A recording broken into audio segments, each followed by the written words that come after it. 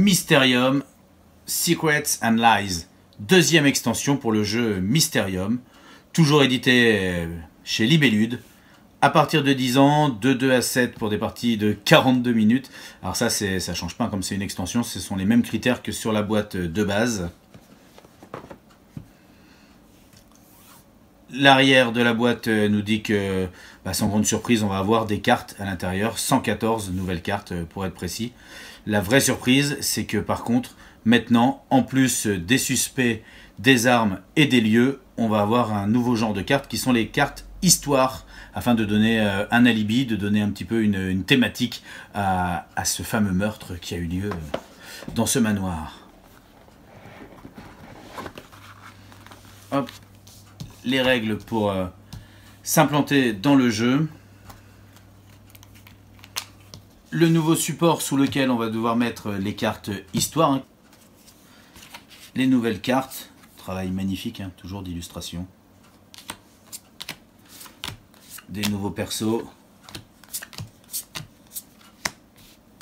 Des nouveaux lieux. Et cette fois-ci, des thématiques, un petit peu des alibis, des histoires, des scénarios possibles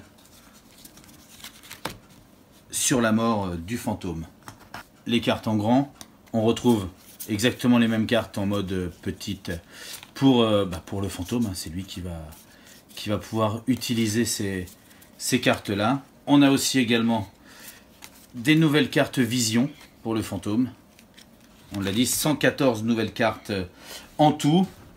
L'intérêt d'une extension comme celle-ci, c'est qu'on peut la rajouter seule au jeu de base. On peut rajouter les 2 extensions existantes au jeu de base.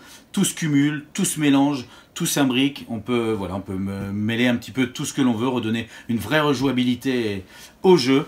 Mysterium Secrets and Lies, chez Libellude, on l'a dit, deuxième extension pour Mysterium.